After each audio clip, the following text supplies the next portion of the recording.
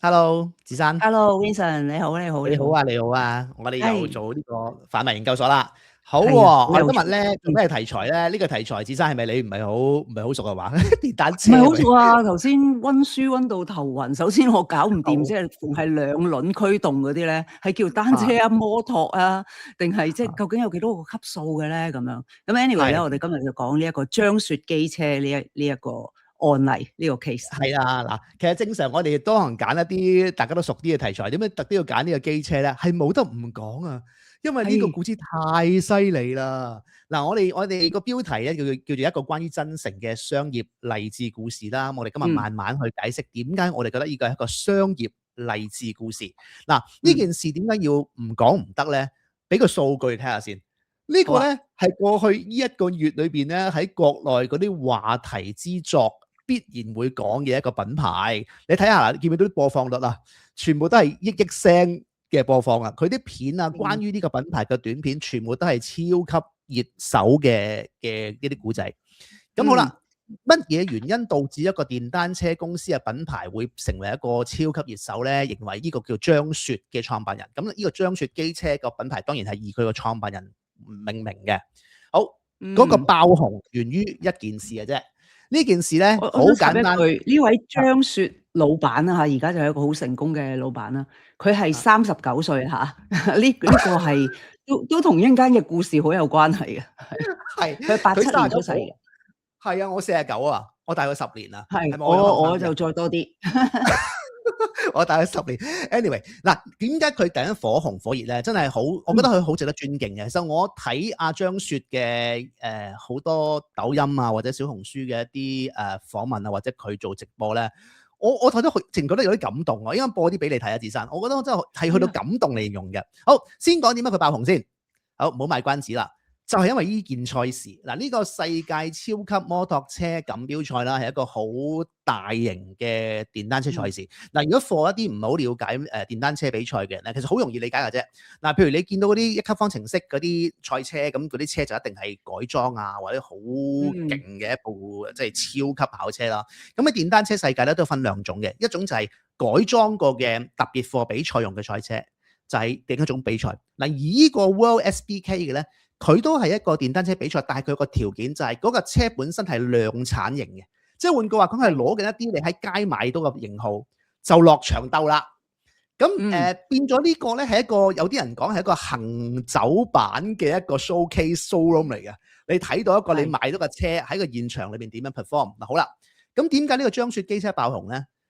呢個比賽過去29年咧，全部一直都係俾日本同意大利嘅大品牌壟斷，係從來都係呢啲 brand 贏嘅。咁日本車可能就算唔係好熟都好，可能聽過川崎啦，可能聽過嗯 Yamaha 啦，呢啲咁嘅機車嗯，which 係一啲幾十年嘅老字號啦。而嗯到另外一個大牌子就係意大利嘅Ducati。咁啊，Ducati 係係啦，咁呢啲都係即係紅霸嚟嚟去去都嗰幾個車牌子贏嘅啫。竟然嗯。張雪機車係一個得2年貨仔嘅國內機車品牌，嗯係贏到你睇下而家畫面，贏到開行，佢贏咗你知唔知咧？我睇咗好耐咧，都睇唔到呢張圖係睇咩？因為我睇唔到張雪喺最底嗰個位啊，即係最係啊，底嗰架車就係架張雪機車，係贏咁多啊！我睇唔贏到，我就見到個堆車喺度猛咁喺度三點研究啊，幾秒啊，川崎又點咧？咁樣係啊 Ducati 又係啊，點咧？咁呢張變到火熱嘅 meme 圖啊！呢張圖啊，而家因為呢張圖係係啊，顯示佢贏拋離幾多，因為佢拋離3秒6幾咧，係一個好好犀利，誇張嘅數字啊！嚇，因為好誇張。因為喺啲咁嘅比賽裏邊咧，贏0.5秒已經係好犀利。咁嗯呢個張雪機車係竟然係可以贏到成3秒6幾啊！咁啊，嗯，呢個成為一個當然啦，有啲愛國情操就覺得好犀利啦。但係撇除愛國論咧，佢呢件事都係一個好神級嘅好古仔啊！神啊，係啊，嚇，嗯咁啊，仲要講完啲神嘅位喎，佢個神嘅位就係因嗯為佢做佢好平啊，即係頭先講哦，Ducati啊嗰啲咧，Yamaha 嗰啲咧係講緊動輒係10零萬嘅一部車啦，而張雪係啊，機車係4萬幾萬3千幾啊，43000幾喺街買到嘅，係而4萬幾喺街買到，而快過其他嗰啲咁多嘛，咁所以呢個就係啲人係封神啦，同埋即係開始講翻呢個張雪嘅成個古仔點解會可以做出部咁嘅車啦。咁所以咧就嗯基本上咧，無論係一個賽車嘅新聞啦，定係財經新聞咧，都瘋狂噶啦，係因為咧呢間公司咧佢因為係一個 commercial product 啊嘛，所以你都想像到啊，子珊呢單嘢出咗街之後，哇嗰啲車嗰啲 order 排隊排到咧不得了啦。而咧佢過去2年咧，嗰個主要投資者即係投 A 輪投資嗰個浙江省創投嗰個公司咧，哇！佢嗰陣時9000萬投資 A 輪，而家佢呢間公司嘅估值係11億啊！咁所以點解財經新聞又爆咁樣報佢啦？咁所以呢個係一個哇唔能夠唔講嘅一個品牌故仔。好啦，咁我哋由現象學就係咁啦，咁誇張啦。咁背景係如何咧？我哋重複啦，呢個品牌究竟叫咩名咧？就係張雪，即係佢用自己個名做一個品牌。即係譬如我出一個梁子珊機車，或者你出一個徐俊文機車咁樣。即係其實連呢一樣嘢都好同個市場係好唔同嘅，好意料不及、意料不到咁樣啦，咁啊係啦，咁啊張雪既係呢個既係一個品牌，亦都係呢個人啊嚇，呢個39歲嘅人啊，佢既係一個頭先你講下財經嘅故事啦、營銷嘅故事啦，亦都係一個人嘅創業故事啊。係啊，我都喺呢度咧學到好多嘢喎。好啊，不如你又講下你睇到咩嘢啊？我哋去分享下。你沿住講個古仔，跟住我將佢我分析佢嗰個創業嘅即係獨特之處啊，佢罕見之處係乜嘢？好啊，嗱，張雪簡單啲咁講咧，其實成個古仔咧就係講緊而家你畫面上一件事。其實咧你上去而家揾張雪機車嘅新聞咧，就好多時會揾到一個佢喺好細個10幾歲嗰陣時一個紀錄片。咁呢個紀錄片咧就話説呢個小伙子咧，其實本嚟係一個窮鄉僻壤度做成長，但係非常中意電單車嘅。佢個夢想本嚟係做車手嘅。咁因為佢做車手，咁佢就要揾辦法俾人知嘛。咁所以咧呢個 documentary 咧最近啊，亦都係其中一個張雪機車裏邊喺即係國內嘅，即係無論抖音啊或者其他啲video platform 咧係爆紅嘅片，就係因為張雪揾翻當時佢喺湖南衛視嘅一個訪問嗰個片段，而睇到自己年幼嘅佢嘅夢想，去到今日雖然佢做唔到車手，但係佢做嘅車揚威全世界，係睇到一個創業嘅，唔係創業啊！佢當時唔係創業，佢係一個小伙子嘅夢想變成用呢種模式去圓夢啊！咁呢個就哇啲人睇到係喊嘅。咁好啦，呢個其實佢嘅理想咧有幾種嘅。其實咧佢係想加入車隊，即係佢想做車手。佢想學修車，即係佢要去學修車，同埋佢點解要學修車？因為佢想整車。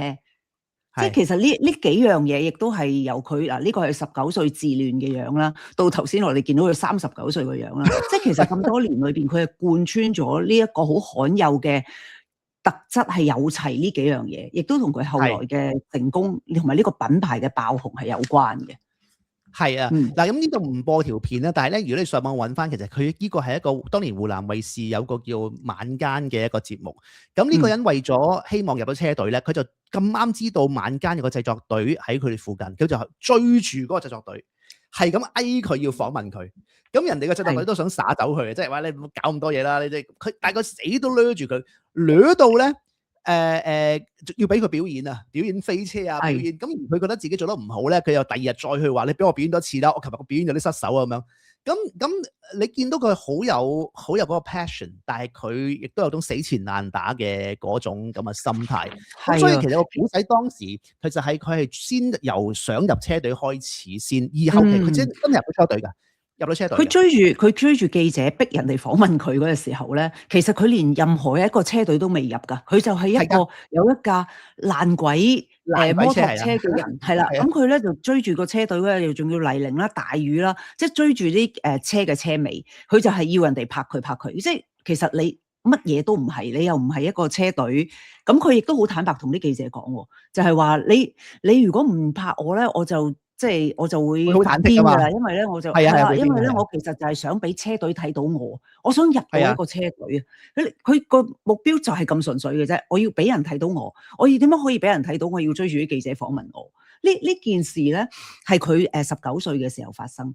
其實咧之後咧佢又再發生多一次喎。嗱，不過佢今次呢一次咧，佢啊跌到幾傷啊，直情感動咗個記者。好啦好啦，拍你啦，都唔錯嘅咁樣，咁啊拍咗啦，拍咗咧，佢係如願入咗個車隊啦，做打雜啊，咩都做，咩人哋佢咩位都佢都做，佢就係要入到一個車隊，一個咁佢嗰陣時仲豪言話我為咗追夢想就一定要我嘅勇敢會改變我嘅一生嘅咁樣。係啊，冇錯，所以佢講一啲好勵志，正如好似周星馳啲劇咁嘅一個啲口號嘅。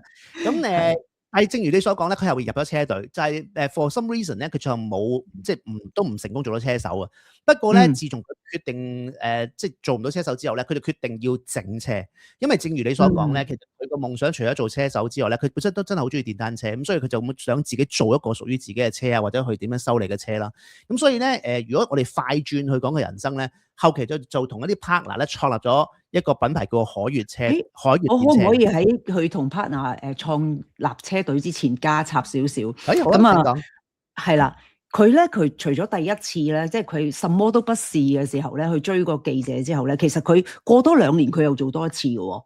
佢過多2年咧，佢係再追多一次記者。即係另外一班記者，佢係做咩咧？佢第一次追記者嘅就係2006年，佢得19歲嘅啫。2009咧，佢又知道央視咧又有一個節目，佢咧就自己就要求上嗰個節目，咁就同人哋講咧，就係話即係死纏爛打咁啦嚇，就同人哋講咧就話我要試咧輕功水上漂啊，摩托水上漂，你有冇睇嗰段啊？我冇睇嗰段喎。係佢咧就咧2009年佢再做多次呢件事。咁佢咧就話我諗到噶啦，即係其實佢係佢亦都有研究呢一個物理啊，所有嘢。佢喺度諗緊嗱，如果25公尺，我由呢邊去到嗰邊，但係兩邊係即係好似一個池塘，即係咁樣啦，對面啦嚇，25公尺啫，250米，250米，佢點樣可以飄過去啊？你會揾多段片啦，佢係唔成功嘅。但係咧，佢就不斷咁樣解釋嗱，如果我咁樣嘅原理咧，我去到呢一度個車尾，即係佢又裝咗啲喺架車度啦，跟住好似一個類似好似一個滑水板咁啦。我去到呢度撞到呢個位，佢就會有一個輕微嘅棘起，咁跟住去到邊個位我又撞到，咁跟住咧就會棘起，就會啱啱夠過。佢最後咧係真係爭幾尺，但係其實佢去同人哋講咁樣之前，佢係練過無數次喺泥濘嗰度，因為未有一個水塘俾佢跳噶嘛，佢唔可以跳爛自己架車，佢都仲係一個窮小子喎。所以咧呢個咧，哇！我真係覺得好喜劇感啊！第一次喺泥濘嗰度追記者已經係佢知道佢要成功其中一樣嘢，佢未必好有組織知道係乜嘢，但係佢知道我一定要講俾人聽，一定要俾人見到。咁佢就2次做咗呢件事啦。當時佢都係只係得21歲嘅啫。係啊，所以呢啲人成功有時真係有理由嘅，即係佢一種瘋狂對嗰件事嘅熱愛，同埋嗰種即係要做到為止嗰種拼勁。即係呢個我見到好多創業家成功嘅都係呢種特性。當然啦，亦都有好多人會失敗啦，係嘛？即係當然有啲人會衝咗去死啦。但係其實成功嘅好多人都係源於有呢種咁嘅。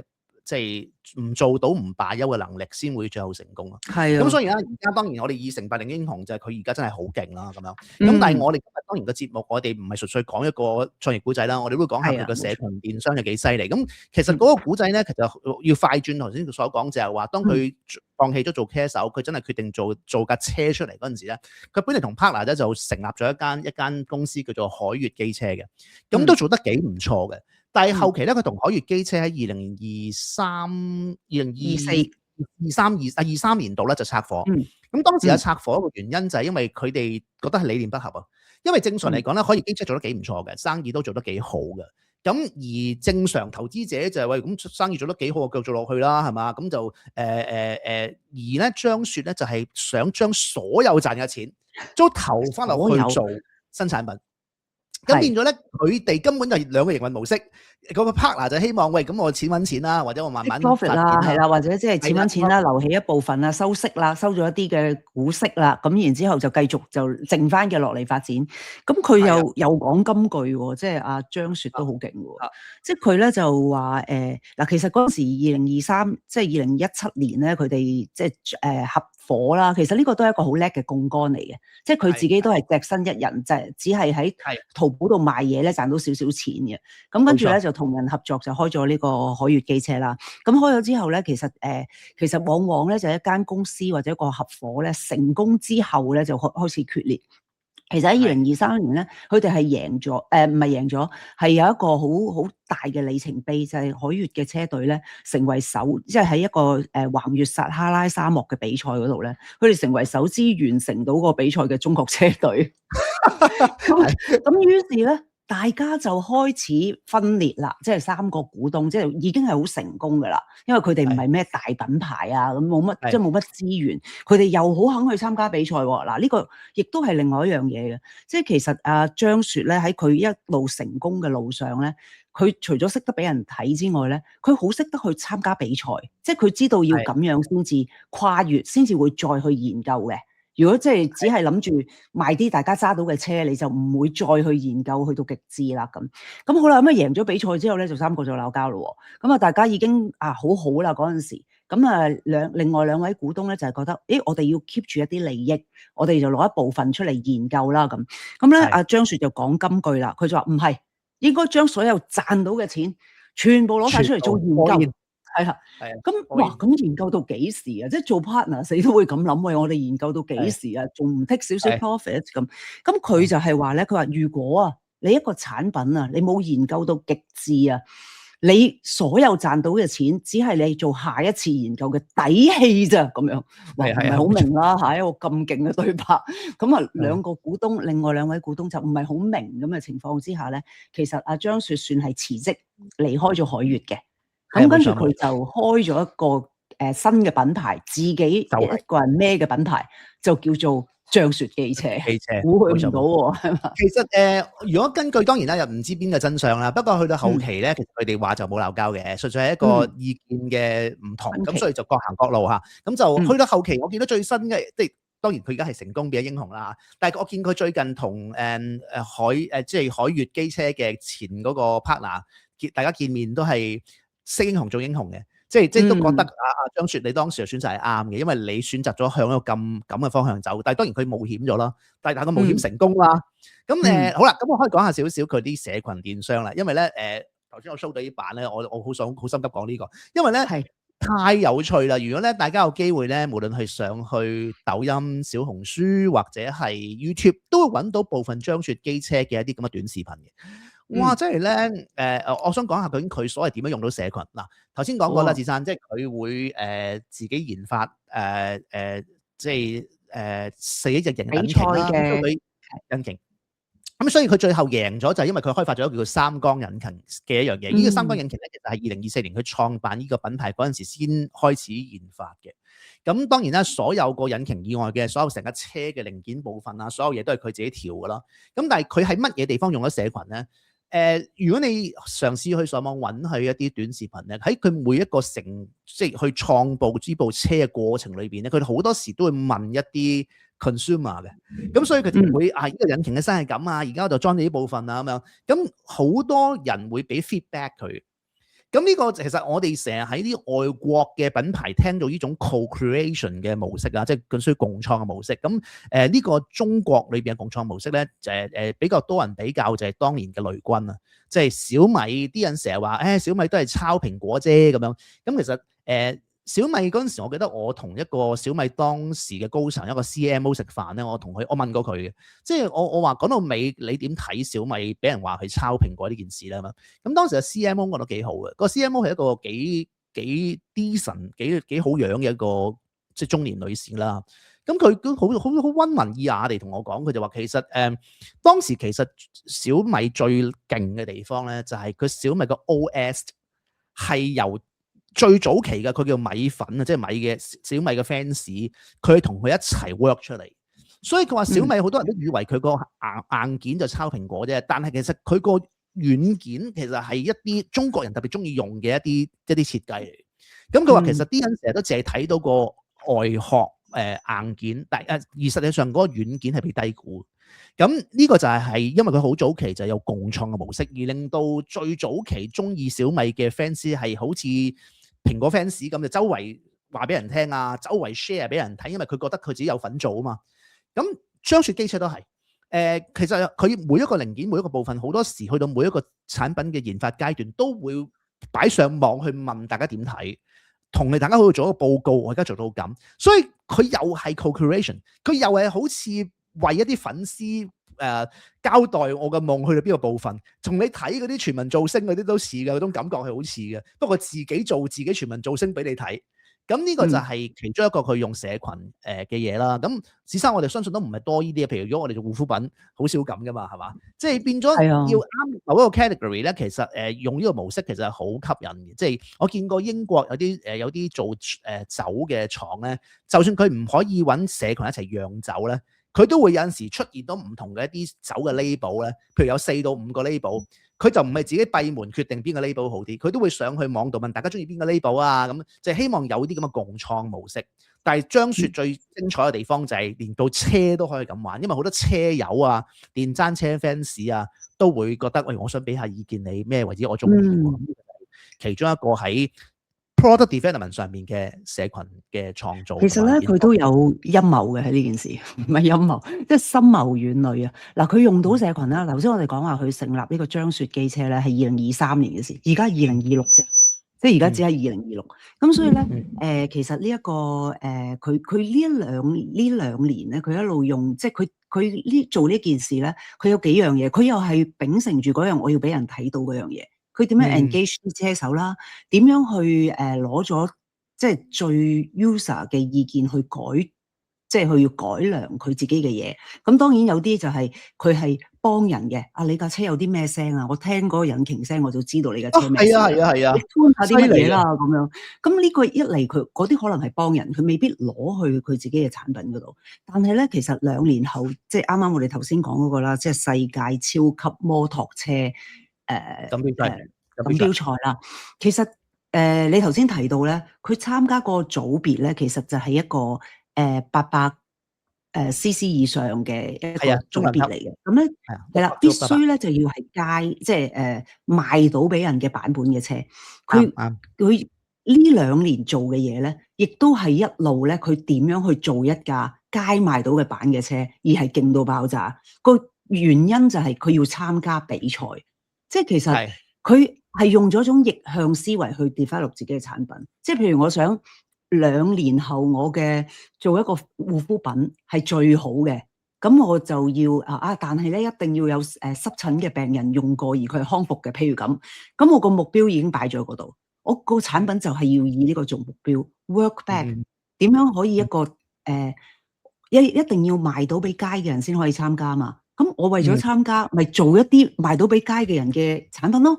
即係呢一個逆向咧，去呢個部署其實係好叻啊。因為我都有即係譬如我有參與過運動啦嚇，即係好多時個方向問題。嗱，我為咗贏呢個比賽去做呢2年嘅訓練，定係我呢2年訓練到極致去贏呢個比賽咧？其實成條路都好唔同。咁喺一個最啱嘅時機，即係而家其實我哋可以 involve 到好多社群力量嘅時候，佢就用咗呢樣嘢去達至嗰一個目的。係啊，冇錯，而係充滿熱血嘅。冇錯。咁而實際上當然因為做電單車其中一個最好嘅 marketing 就唔係做咩廣告，而係真係落場比賽嗰時贏咗就係最好嘅廣告啦，係嘛？因為你賣幾多廣告都冇用啊嘛。咁所以佢點解咁犀利就係因為佢真係碾贏咗人哋啲國際大品牌咁呢個係毋庸置疑嘅一個大廣告啦。咁所以你知唔知咧？因為張雪機車嘅成功咧，而家喺網上有一個好大嘅辯論啊，佢哋叫反營銷。咩叫反營銷咧？就係話其實使乜營銷得 marketing 有乜嘢用啫？而家係拗緊啲咁嘅嘢喺國內，因為咧張雪機車就係一個好例子，就係話其實唔需要打廣告㗎，只要做好產品就得啦。然後就話唔使咩大 branding 靚 branding 嘅，咪張雪機車咯。因為張雪曾經何時有啲金句廣告就係話，其實都唔使諗咩品牌，佢覺得用張雪呢個名擺落去就係一個壓自己個寶、壓自己個明星嘅嘢，唔需要刻意諗啲咩天花龍鳳嘅名嘅，就不如即係直直白白就用自己嘅名咁樣做，咁變咗呢個咁嘅討論開始令到有啲人喺度拗啊，即係其實傳統嘅營銷思維、營銷諗法係咪真係唔啱咧咁樣？咁當然就唔係啦。我覺得營銷佢當然有營銷嘅理論同埋個 supporting， 同埋坦白講，我覺得張雪機車本身就係個最好營銷案例。佢本身係做啱營銷嘅，佢只不過口話呢啲唔係叫營銷，但係其實佢營銷緊嘅。嗱，我舉一個例，咩叫做營銷緊？喺佢哋贏咗呢個比賽，頭先咪講過咧，人哋10幾萬，佢4萬幾蚊嘅。咁其實我覺得佢做咗個好好嘅營銷嘅。咁喺佢贏咗比賽，大家都覺得哇！呢架車排晒隊買啊！即係理論上，如果正常商家就係呢個時間梗係加價啦，係嘛？你4萬幾加到8萬幾都做平過人哋即係一橛喎。咁咧佢竟然係啊，仲有好多 margin 可以跑，但係竟然佢唔係咁諗，佢反而咧做場直播。嗱，途中你見到呢個版本呢個女士咧，其實係張雪太太嚟嘅。張雪太太喺現場做咗個直播，將贏咗部車逐件去話俾你聽個零件幾多錢啊！佢話個車嘅手個頭個車把就係唔知幾多18蚊，個轉向燈就128蚊，逐件數到臨尾個排氣口嗰就係380蚊。end up 話俾你聽，部車就係咁嘅價錢。即係咧呢種咧，子生我成日都我喺大學都成日講呢啲案例嘅，其實 which 係好難揾呢啲案例，就叫做 honest marketing 誠實營銷，係超難揾呢啲案例嘅。過去嗰幾年喺國內同埋喺美國咧，都有唔同品牌開始覺得喺 social media 世界裏邊，乜嘢最後係贏咧，就係誠實贏。誠實營銷係最有力量，但係當然呢個係好難做嘅，即係做商家係好有 temptation， 唔想咁誠實噶嘛。但係就張雪就係典型嘅誠實營銷嘅例子嚇。我之前咧大學成日教一個 brand 叫 Everlane， 我唔知你有冇聽過？自身 Everlane Everlane， 其實佢係一個成衣品牌嚟嘅 Everlane。咁佢一段時間係 H&M 同 Zara 都俾佢抌，俾佢砌低喺網上世界係超多人買 Everlane 嘅。Everlane 就係其中一個喺大學我成日教咧，就講即係 honest marketing 嗰個案例。Everlane 嘅創辦人咧就係 keep 住話咧，我買一件衫，我會將我呢件衫嘅成本一針一線一粒紐全部 list 晒出嚟，包含咗幾多係嗰個 raw material， 幾多係個運送成本，全部係即時每日都會改變個價錢嘅。然後咧，將嗰個成本價 mark up 一個比例，就係你個賣價。然後如果正常嘅，譬如門市係 mark 5倍，佢哋就係 mark 譬如3倍。佢呢個模式就叫 radically transparent， 即係激進地透明。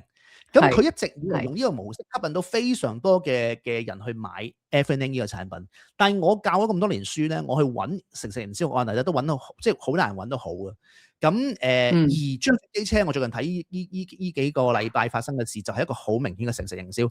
佢用呢個咁嘅模式去講，你見到呢個標題啦，誠意拉滿，因為大家就覺得，喂，你可以喺最揾錢嘅時候，竟然咁樣透明地講俾人聽，啲人更加覺得呢個 brand 唔撐唔得，唔支持唔得，即係變咗我哋成日都講啊，喂，一個 brand 曾經何時一爆一單嘢，一定係收割韭菜。其實調翻轉佢好聰明。爆紅嗰陣時，佢唔急住割韭菜，反而調翻轉令到呢個品牌嗰個 stickiness 嗰個忠誠度更加高。咁呢個係一個好難會咁樣做嘅一個處理，但係佢咁揀得咁樣做咯，係我覺得係真係高手。係因為其實咧，你講車呢樣嘢咧，即係摩托車啦、機車啦，或者叫做咁，佢哋其實你就算贏咗個比賽咧。你面對住嗰啲 potential 嘅 customer 咧，客人咧，其實佢係換車嗰一班啊，即係佢已經可能已經揸緊一個其他嗰啲品牌啊，嗰啲Suzuki 係咪啊？頭先講有幾個即係係啦，Yamaha 已經揸緊幾個呢啲品牌，咁佢就會諗我會唔會換啦？即係你揸住架法拉利，但係比較寶馬贏咗，咁你會唔會掉咗你架法拉利要個波子咧？喂，如果你加到同我個法拉利一樣咧，我就真係唔好，仲要企喺另外一邊，下次一定要贏翻你咁樣，係咪？因為你 double 咁樣投資嘛。喂，而家唔係喎，我19.8萬，我頭先見到19.8萬一架車，我揸住嗰架，輸咗俾你，輸到張相都見唔到你喺邊度嘅，嗰張相要 cap 到好遠先至可以見到個底同埋個頂喎。咁喂，我 additional 係攞多4.8萬。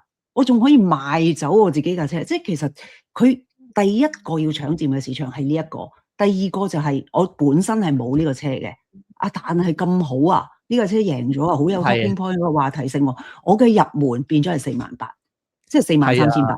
咁於是其實佢對準呢兩個咧，其實佢係全中嘅，即係所以佢當然佢亦都好有佢自己嘅特質同埋好大膽啦，即係好亦都係即係好誠實啦喺呢件事上面。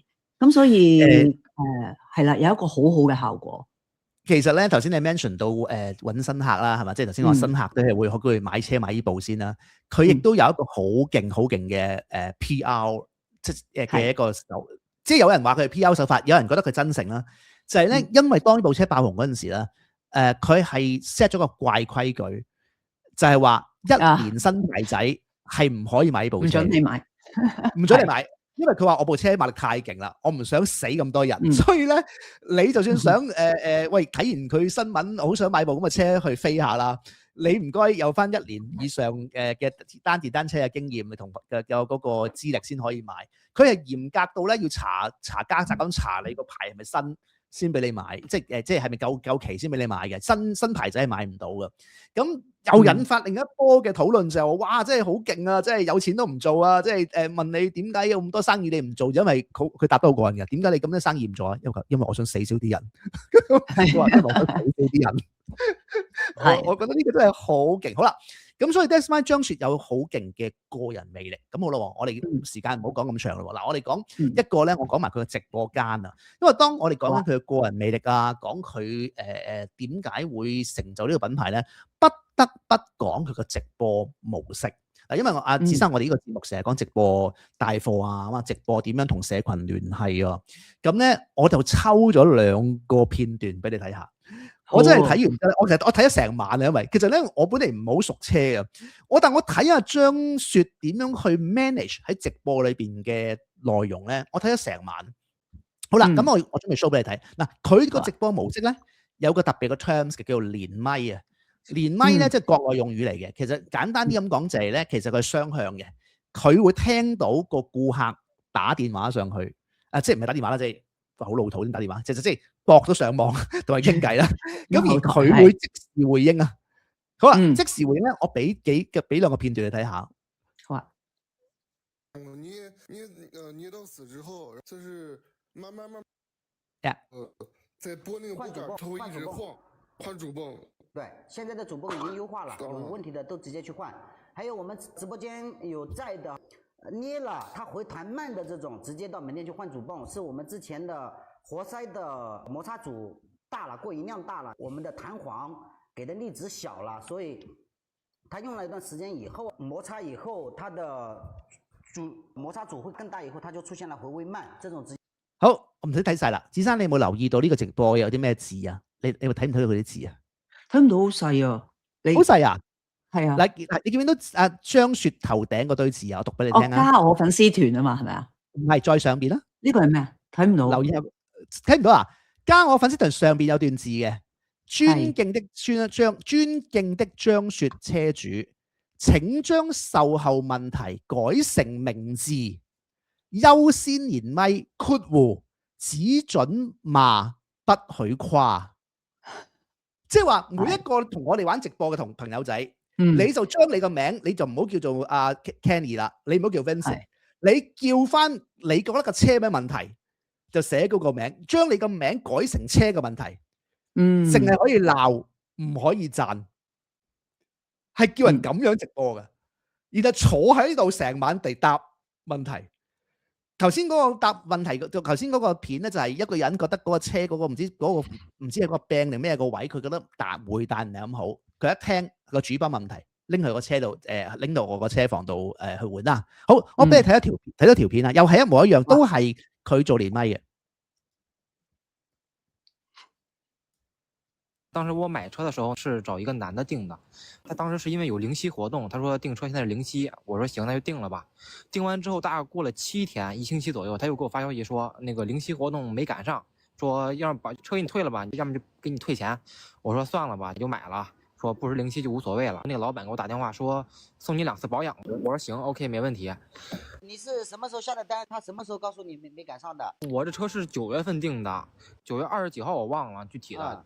当时我订的时候，他说你可能赶不上这个零息活动了。我说行，结果他第2天就告诉我说，只要这个月底，只要之前订车都能零息。我说好，没问题，那就订。订完之后，大概过了7天，他跟我说跟银行没沟通清楚，说零息没办法了。这样子我直接说方案，大概我知道什么意思了。你已经明确的直接說方案，即刻賠俾佢啊！甚至越長諗點賠俾的佢？情況下，比如說是你的資質審核不過，那個就沒辦法。如果是門店的拖延或者門店把什麼資料搞錯，產生的利息由門店來為你承擔，好不好？嗱，咁然後就寫翻點賠俾佢。我睇埋最後少少嘅啫。昨天我去了北京首都機場店，我到了那之後，我帶着我朋友去的。我朋友他正好要換車，我說去看張雪還挺好騎的。我到了門店大廳裡面站了5分鐘，一個銷售都沒有，一個都沒有。北京店是吧？對。好，跟住將真係睇翻個 CCTV，喺個現場直播睇翻個 CCTV，當日佢去北京店嗰度係咪真係冇 staff？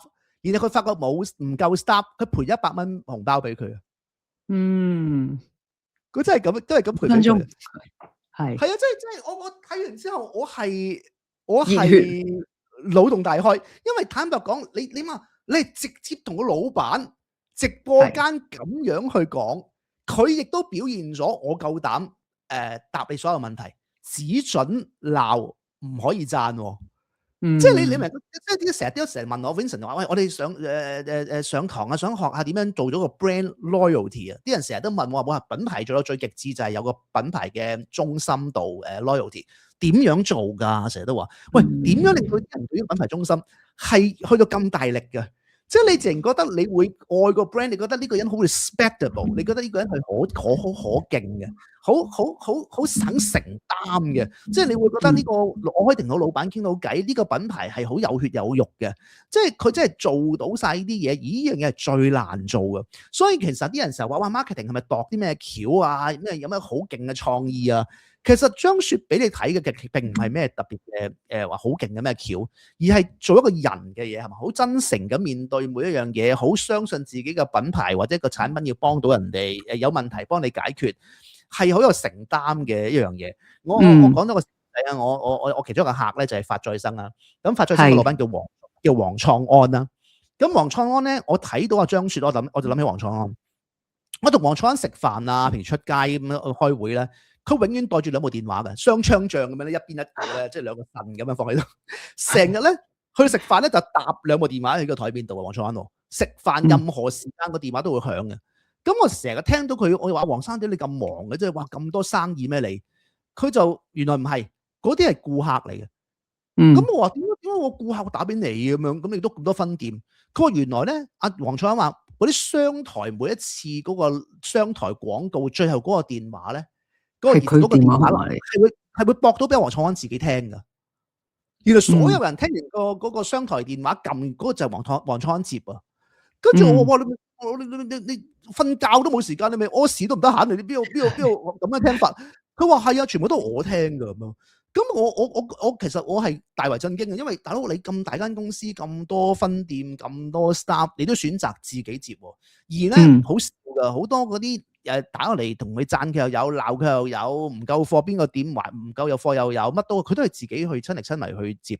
咁所以咧，我覺得譬如啲人就話發再生點樣成功啊，或者唔係，我覺得其中一個成功原因真係因為呢個咁直接 to 個老闆嘅一個溝通，而令到好多 consumer 覺得，呢個 brand 係我能夠 talk to 個 founder， 我能夠相信呢個品牌，因為坦白講。如果乜嘢都可以直接同個 founder 講，你會覺得個 founder 唔會做啲錯嘅事，或者你會覺得個 founder 唔會做啲產品係害到人㗎嘛？咁所以呢個係發咗真好多唔同成功理由，但係呢個其中一個理由，我喺親身接觸佢嗰陣時，我 feel 到。咁所以我睇完張雪，我就好感受到呢樣嘢啊，自身。係啊，呢個係最容易 differentiate 嘅理由添啊！即係其他可能大家都交齊功課，做齊有齊架撐㗎啦。但係你話呢一樣嘢，尤其是而家網絡世界啦，你要揾到人係更難嘅喎。我哋以前去鋪頭我都我聽日攞翻件貨落去落去鋪頭度揾人咁。而家你係買咗一樣嘢，你係冇得揾人嘅，即係好多人都係話：喂，我買咗之後真係唔得嘅，算啦，當自己唔好彩啦，有個百分比啦咁樣。咁但係如果你喺而家呢個網絡世界裏邊，我哋用到呢個社群嘅力量，但係又有一個 personal touch 喎。其實咧呢個咧我都想講，我之前咪成日都話去上堂，即係學下嘢啦，得閒學下嘢咁啦。咁我就 AI 上過一個係啦 AI marketing 嘅一個課程。咁我就期待住我呢幾個月會學到啲乜嘢咧？佢第一日就答到我啦，第一日嗰堂就答到我啦。佢就話咧喺其實咧我哋呢個即係營銷啦，或者係消費嘅轉變咧，就係我哋而家漸漸咧，我哋希望 seamless。即係無縫啊！即係我見到我就買到就俾到錢，聽日就送嚟我屋企。呢個係好強嘅呢個意欲，但係大家都好想有嘅。但係咧喺 seamless 去到極致咧，佢哋又要翻 personal touch 喎。即係話，係㗎。咁我哋咁無縫，你上晝訂咖啡機，下晝個咖啡已經嚟咗，沖咗啦，唔好飲喎，我揾邊個啊？即係咁佢哋咧就會覺得，咦，我其實喺網上買嘅，我唔知去邊度揾邊個喎。咁所以咧，如果有一啲係喺過去呢段時間係用到 social media 或者係甚至乎咧，你頭先講話黃彩安嗰個特別嘅就係佢直情佢電話號碼啦。咁你揾到你而揾到嗰個人咧，仲係個創造者個 founder， 其實係真係呢一樣嘢係好大嘅 buy in， 亦都係即係之後經營佢 loyalty。你啱啱提起呢件事，我諗起件事。你話咧seamless 呢樣嘢咧，其實咧我哋成日都以為 AI 年代、AI 世代乜嘢都講緊效率，咩都要高效。其實好多時一個好嘅營銷品牌，一個有人情味、有人與人連結嘅一樣嘢咧，有時唔係咁高效。我最近睇到喺 social media 有個生意嘅朋友，佢寫一段小嘅故仔，寫得好好。佢就話咧，佢有一日上去 Element 咧，你咪見到有個 Civic Square 嘅，咪一堆餐廳喺個podium 嗰位。咁嗰啲餐廳佢有其中一間餐廳咧，係特別多客嘅。咁佢就去食啦，食嗰陣時順便就問下嗰個做咗1年嘅經理，佢就問其實話時話點解成個 Square 裏面咁多餐廳，得你特別多客嘅咧？點解特別嘢咧？咁佢講咗一個好有趣嘅嘢，佢話咧1年之前佢做咗個決定，佢就唔俾同事用 QR code 落單。除咗某一啲晏晝時段，即係好多人好做唔切嗰陣時咧，先用 QR code 落單，否則冇咁旺嗰陣時咧，就全部逼嗰啲 staff 人手落單，聽單，人手落單，然後同佢可以傾下偈，可以了解佢嘅需要啊，同佢有啲互動。咁呢個唔 efficient， 但係咧就會產生咗一種人與人之間嘅溝通啊，了解多啲 consumer。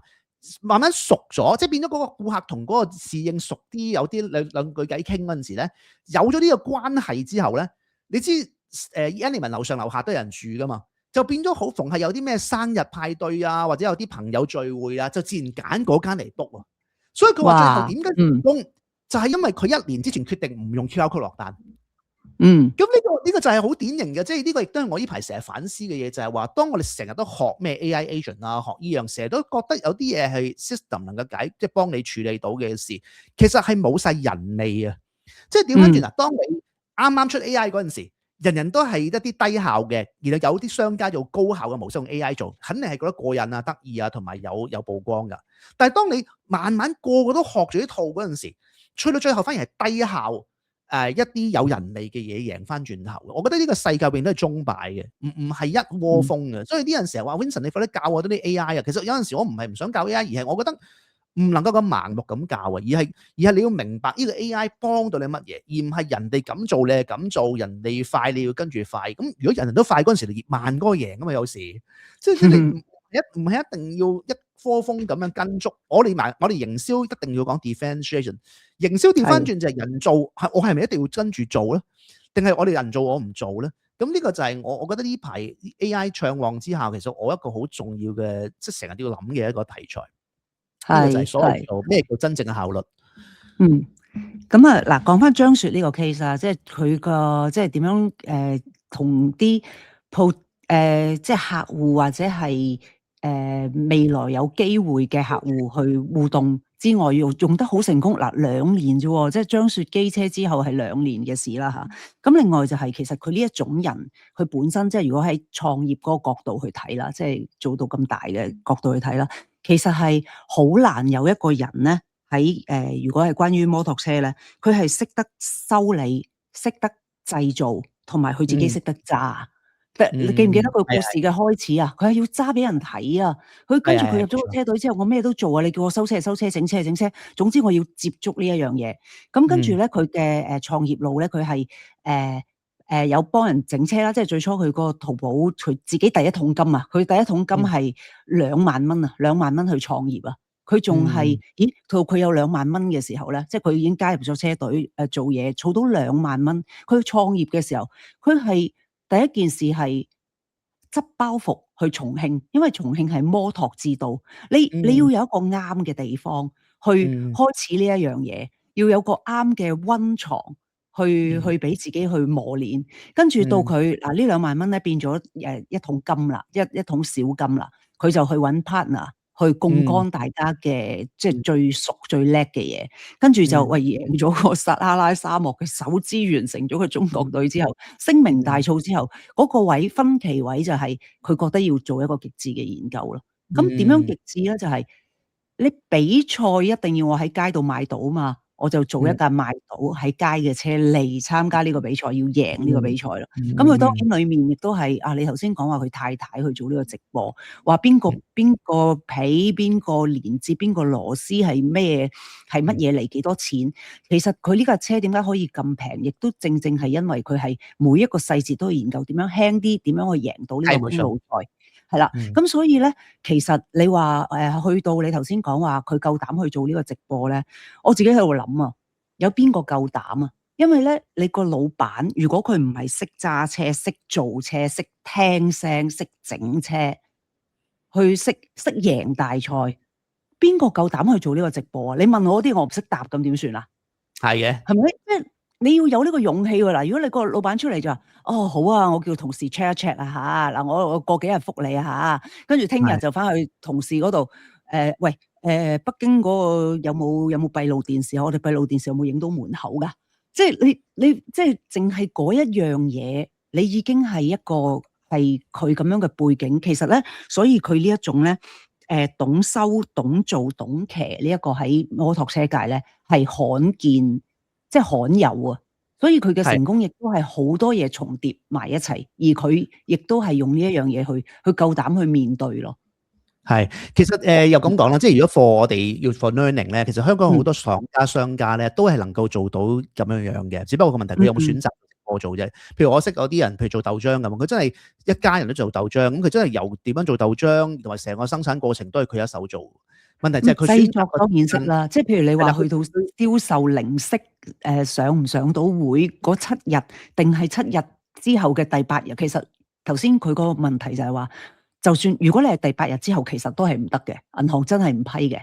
咁你冇一個 difference 啊嘛，因為你係永遠啊嘛，所以佢係好快，佢係要理解所有嘅每一個細節。其實真係好多老闆，你話譬如好似阿黃生咁，佢真係要答嘅時候，佢都要答到嘢先得㗎。如果你下下都係答，我揾同事 check 下嚇，係啊，佢答到㗎。無論係一張單、一個送貨、一個運送方式，即係問題係四面八方嘅。所以其實你話你要答到所有嘢咧，呢個人真係好少人會做得到咯。要親力親為知自己得咯，係啊。所以就話成日都話喂。營銷係咪一定要好複雜啊？而冇嘅，其實退翻一啲好純粹嘅嘢㗎咋。一個好嘅老闆好純粹就係你親力親為，明白每一個生意上嘅細節，唔係假手於人，自己有份參與決定，然後肯承擔，然後將呢種咁嘅特質展示於直播間嘅人前啫嘛。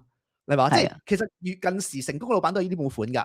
係嘛？只不過問題就佢唔需要展示於人前，而佢展示於人前，而又會產生咗一種魅力咯。因為人係會中意啲老闆噶嘛，你係顧客，你都中意老闆啦。問題所以啲生你話係咪好難做？不如咁講，可能好老闆唔係好多咯，係嘛？咁而或者佢必須要係始創個人咯。即係假如你係一個富二代接咗打工人啊手咁咧，我真係唔識答啊！你問下李澤钜有幾多間門市，佢真係唔識答。北京有咩咁？喂，真係咁係答完會㗎，就得啦即係嗰個部分係可以多到你真係會有啲嘢唔知咯。係啊冇錯冇錯，好，咁我講埋最後一個 point，咁我今日差唔多啦。咁咧就因為好頭先嗰度講緊社群電商啦，即係社群點樣可以同佢做 engagement 咧，講埋 last 呢個 point 啦。好啊喺咧張雪參加呢個比賽之前咧，咁就佢就做咗個即係直播裏邊講咧，就話希望咧向全網發起咧，希望可以揾到一個戰略合作商，因為佢唔係好夠錢啊，即係希望有啲 sponsorship 咁啊嚇。咁咧就好笑呢件事，就係連個 sponsorship 都係社群裏邊嗰啲網絡嘅人促成嘅。咁當然，當我哋知道有呢個直播咧，下邊大量留言 at 一個牌子叫東鵬特飲。咁其實就國內一個飲品嘅品牌，咁就因為嗰個品牌一直以嚟都係講緊同電單車好似有關啊，同埋一啲講夢想嘅嘢嘅。咁就大家覺得佢哋兩個好夾啊，咁竟然係由網民做咗媒人喎。咁網民做咗媒人咧，係咁狂踢東鵬特飲咧，東鵬特飲回應啊！咁啊，子珊呢個就係東鵬特飲嗰個廣告嚟啊！呢個東鵬特飲咧寫一封信去回應呢件事，就致熱愛的朋友啊，即係東鵬汽車嘅朋友。你見到好多人睇呢個字啊，致熱愛、致熱情啊，雖然未熱愛，熾熱情的朋友，鵬括弧係紅，有側邊係梁。即係其實阿東鵬汽車就係話多謝你哋網民做紅娘，去連結我哋同呢個張雪啊，咁咧，所以佢哋真係合作，而佢 sponsor 咗一個唔係好多嘅錢啫，係 sponsor 咗好少錢咋。但係所以今次個大比賽大勝咧，個個都話個最後贏家就係東鵬特飲。因為佢係用咗好少錢，當少少搞下笑咁回應呢個網上嘅一個連結網友嘅係啦，網友嘅推薦係啦，咁然咧佢就俾咗少少錢算，咪攞個彩咪算咯。當時點知呢個彩就犀利啦，就成就咗竟然東鵬係喺呢個咁嘅大賽裏邊冠軍嘅一個好大嘅 sticker 啊，同埋大家都覺得佢係一個好重要嘅贊助商。咁喺錢銀上面就唔係贊助好多啫，但係喺名氣上面咧就賺到盆滿缽滿啦咁樣。咁啊所以呢個就成就今日我哋呢個節目裏邊最後講個故仔，就係社群電商做得好，唔係單純買賣嚇，亦都唔係單純頭先講嗰個即係話究竟喺個溝通上面點樣去處理投訴，而係其實好嘅品牌互動就係嗰啲網友覺得個 brand 佢有份啊，喂你要錢啊，我幫你揾啊，我幫你揾人啊，即係其實咩叫勁嘅 brand？ 呢就叫勁嘅 brand。個勁嘅 brand 唔係淨係生意多少，而係嗰啲人嘅力量係 more than 個員工嘅，而係由連顧客都會係品牌嘅助力。咁呢個就係我覺得點解特登反問研究，所以今日拎講呢個 case 就係因為我覺得佢係一個社群電商嘅一個極致嘅一個表現，佢唔係單純係一個，當然產品好勁啦，即係我哋頭先冇 mention 到佢嗰個引擎其實係一個張雪嘅真係好 hardcore develop 出嚟嘅一個好勁嘅技術，叫做三缸引擎啦。咁所以咁呢個我哋技術上今日唔講啦，因為我哋個節目係講營銷嘛，咁所以就講多啲營銷嘅嘢。但係確然如果大家要學去點樣做社群營銷啊，點樣做社群嘅管理咧，點樣做好直播帶貨咧，我覺得張雪係嘅 approach 係值得大家去睇學一下嘅。